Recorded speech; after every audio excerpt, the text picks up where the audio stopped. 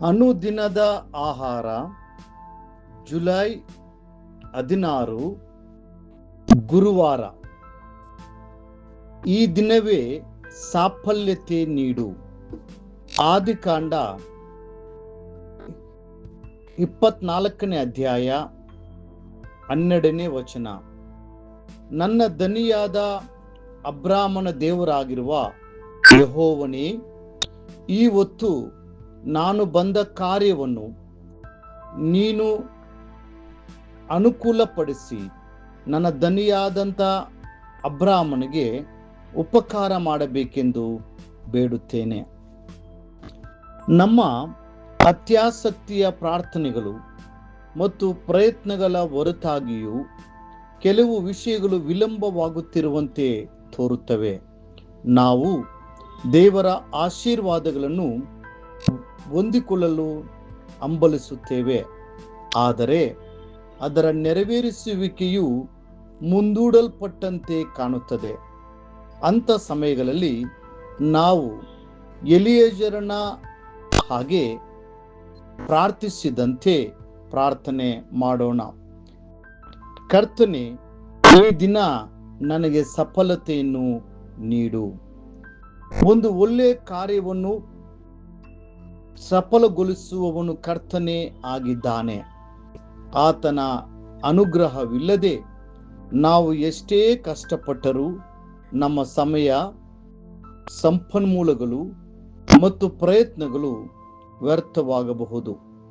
ಆದ್ದರಿಂದ ನಮ್ಮ ಮುಂದೆ ಯಾವುದೇ ಕೆಲಸವಿದ್ದರೂ ಯಥಾರ್ಥ ಹೃದಯದಿಂದ ಆತನನ್ನು ಹುಡುಕಿ, ಕರ್ತನೇ, ಇಂದು ನನ್ನ ಮಾರ್ಗವನ್ನು ಸಫಲ ಮಾಡು ಎಂದು ಪ್ರಾರ್ಥಿಸೋಣ.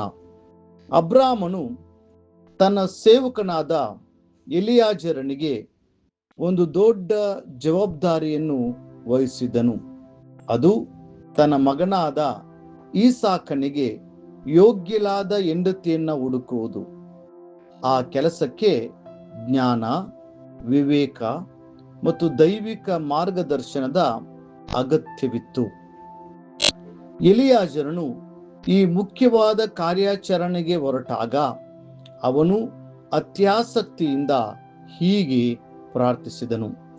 ನನ್ನ ದನಿಯಾದ ಅಬ್ರಾಮನ ದೇವರಾಗಿರುವ ಯೆಹೋವನೇ, ಈ ಹೊತ್ತು ನಾನು ಬಂದ ಕಾರ್ಯವನ್ನು ನೀನು ಅನುಕೂಲಪಡಿಸಿ ನಿನ್ನ ದನಿಯಾದ ಅಬ್ರಾಮನಿಗೆ ಉಪಕಾರ ಮಾಡಬೇಕೆಂದು ಬೇಡುತ್ತೇನೆ. ಆದಿಕಾಂಡ 24ನೇ ಅಧ್ಯಾಯ 12ನೇ ವಚನ. ಕರ್ತನು ಅವನ ಪ್ರಾರ್ಥನೆಗೆ ಕೂಡಲೇ ಉತ್ತರಿಸಿದನು.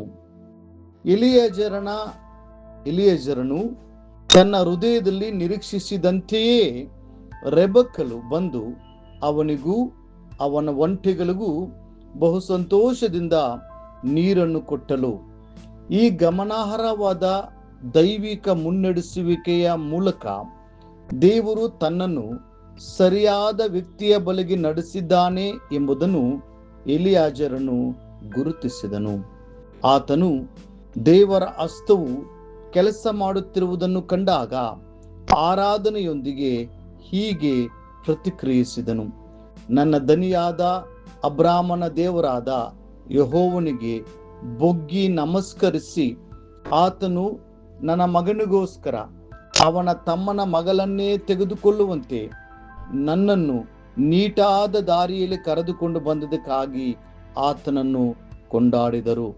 ಆದಿಕಾಂಡ 24:48ನೇ ವಚನ. ಬಹುಶಃ ನಿಮ್ಮ ಮಕ್ಕಳ ವಿವಾಹದ ಕಾರ್ಯಗಳು ವಿಳಂಬವಾಗಿರಬಹುದು. ಮನೆ ಕಟ್ಟುವ ನಿಮ್ಮ ಯೋಜನೆಗಳು ಕಾರ್ಯರೂಪಕ್ಕೆ ಬರದೇ ಇರಬಹುದು. ನಿಮ್ಮ ಮಕ್ಕಳ ಉದ್ಯೋಗ, ಶಿಕ್ಷಣ ಅಥವಾ ಭವಿಷ್ಯದ ವಿಷಯಗಳಲ್ಲಿ ಅಡೆತಡೆಗಳು ಎದುರಾಗಿರಬಹುದು. ಎಲಿಯಾಜರನಂತೆ ಪ್ರಾರ್ಥಿಸಿರಿ. ಕರ್ತನೇ, ಇಂದು ನನಗೆ ಸಫಲತೆಯನ್ನ ದಯಪಾಲಿಸು. ಖಂಡಿತವಾಗಲೂ ಕರ್ತನು ಶುಭ ಸುದ್ದಿಯೊಂದಿಗೆ ನಿಮ್ಮನ್ನು ಪ್ರೋತ್ಸಾಹಿಸುವನು. ಮಾರ್ಗವೇ ಇಲ್ಲದ ಚಡಪಡಿಸುವಿಕೆಯಲ್ಲಿ ಆತನು ನಿಮಗೊಂದು ಮಾರ್ಗವನ್ನು ತೆರೆಯುವನು. ನೀವು ನಡೆಯಬೇಕಾದ ಹಾದಿಯನ್ನು ತೋರಿಸಿ ಆತನೇ ತನ್ನ ಕೈಗಳಿಂದ ನಿಮ್ಮನ್ನು ಮುನ್ನಡೆಸುವನು. ನೀವು ಸಂತೋಷ ಪಡಿರಿ ಮತ್ತು ಕರ್ತನನ್ನು ಸ್ತುತಿಸಿರಿ. ಇಂದು ನಿಮ್ಮ ಭಾರಗಳು ಇಳಿಯಲು ಪ್ರಾರಂಭಿಸುವ ಮತ್ತು ಆತನ ಶಾಂತಿಯು ನಿಮ್ಮ ಹೃದಯವನ್ನು ತುಂಬುವ ದಿನವಾಗಿರಬಹುದು. ಕರ್ತನು ತನ್ನ ಕಾರ್ಯವನ್ನ ಕೈಗೆತ್ತಿಕೊಂಡಿದ್ದಾನೆ. ಆತನೇ ನನ್ನನ್ನು ಮುನ್ನಡೆಸುವನು. ನನ್ನ ಚಿಂತಾಭಾರವನ್ನು ಆತನೇ ವಹಿಸಿಕೊಳ್ಳುವನು. ಆತನನ್ನು ಪ್ರೀತಿಸುವವರ ಹಿತಕ್ಕಾಗಿ ಎಲ್ಲಾ ಕಾರ್ಯಗಳು ಅನುಕೂಲವಾಗುತ್ತವೆ ಎಂದು ನೀವು ಅರಿಕೆ ಮಾಡುವಾಗ ನಿಮ್ಮೊಳಗೆ ನಂಬಿಕೆಯು ಹೆಚ್ಚಾಗುತ್ತದೆ. ಆ ಭರವಸೆಯು ನಿಮ್ಮ ಹೃದಯವನ್ನು ತುಂಬುವಾಗ ಆತನನ್ನು ಸ್ತುತಿಸಿ ಮಹಿಮೆ ಪಡಿಸಿರಿ. ದೇವರ ಮಕ್ಕಳೇ, ಇಂದು ದೈವಿಕ ಸಾಧನೆಯ ದಿನವಾಗಬಹುದು. ಮುಂದಿನ ಅಧ್ಯಯನಕ್ಕಾಗಿ ದೇವರ ವಾಕ್ಯ. ಯೆಹೋವನು ಇವತ್ತು ಇಸ್ರೇಲರಿಗೆ ಜಯವನ್ನ ಉಂಟು ಮಾಡಿದ್ದಾನೆ. 1 ಸಮುವೇಲ 11ನೇ ಅಧ್ಯಾಯ 13ನೇ ವಚನ. ಈ ದಿನ ಓದುವ ದೇವರ ವಾಕ್ಯ. ಮುಂಜಾನೆ ಕೀರ್ತನೆ 16, 17 ಅಧ್ಯಾಯಗಳು. ಸಂಜೆ ಅಪೊಸ್ತಲ ಕೃತ್ಯಗಳು 20ನೇ ಅಧ್ಯಾಯ 1ರಿಂದ 16 ವಚನಗಳು. ದೇವರು ನಿಮ್ಮನ್ನು ಅಭಿವೃದ್ಧಿಪಡಿಸಿ ಕಾಯಲಿ.